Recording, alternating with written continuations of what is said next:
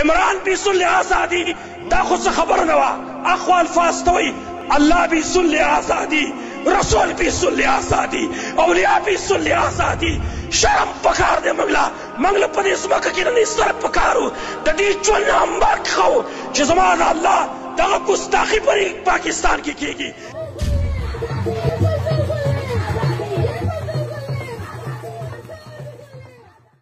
زڑیر پاپ سوچ سر ویما اور دیر دغمور درد الفاظ استعمالو ما جنن زمانگ پاکستان چاہد لا الہ الا اللہ محمد رسول اللہ پر نظریبان آزاد شیو اسلامی مملکت سانتا ہوئی لیکن دا اسلام آباد بچوں کیالتا زبان اللہ خلاف نارے والے کی گی دا رسول خلاف نارے والے کی گی دا اولیاء خلاف نارے والے کی گی میرا جسم میری مرضی اغیرہ وطریو سوشل میڈیا مانے بتا سکتلی دا سی الفاظ چدا الفاظ دا کفار پا ملکیم ندی ویلے شوی دا امریکہ و دا برطانیہ کیم دا ندی ویلے شوی انتوارم دا الفاظ ندی ویلی لیکن پدی ملک کے چی اسلامی ملک تے التا دا الفاظ استعمال شو اگی ویسا الفاظ استعمالے پخپل زلاس کے دئی تاسو برداشت کولے شیدہ چی اگی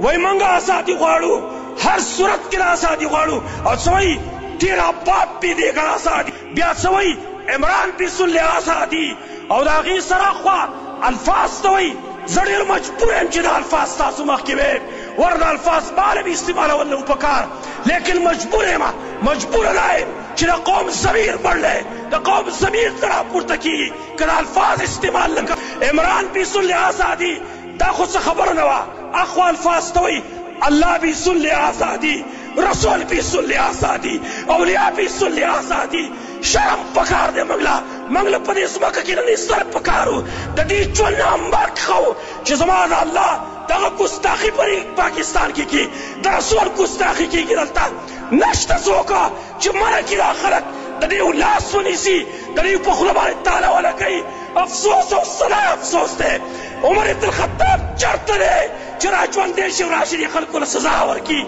زمان خلور سوست رسی من خلوب دغویو چی اللہ زمان نوری سوست نشترے ام دغا وستے دغا فریادم دے چی خلقو تم بیان کا دا چا سمیر تراچوتی کی چاکی جذبات ترازی پخپل اللہ سو خیرت تکی پخپل رسول سو خیرت تکی ما خود اور وسط رسی دبل چاند اور وسط رسی من خوب دغا پر یاد کو یا اللہ تکواش چی منگا سارا دین پارم دغا واسفت کو نورم وسط رسی حکومتی وقت تمنگ دا درخواست کو دا اللہ عذابون لچیرچ مور کوئی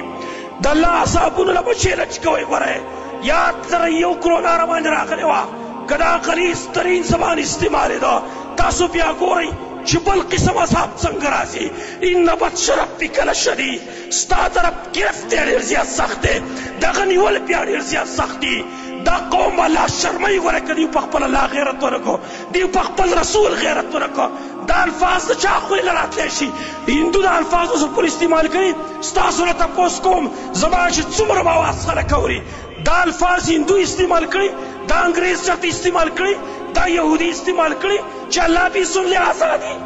رسول بھی صلح آزادی تمام منگلور سوک تمام خلور سوستشتری دیس وسم نشا دی خودی تو پرید زر جماعت بنکا دا ایتا تکڑ دی زر امام چی کم دی آگی جیل توارتا و دی تکڑ دی نور کم خلق چی آگی خباست پا دی ملک خوری او دا ملک چی دا خوگل ملک پا منگ اللہ را کردے دا خرابور غواری دا ایچو کلاس نیسی منگ بیام ترخواست که حکومتی وقت تا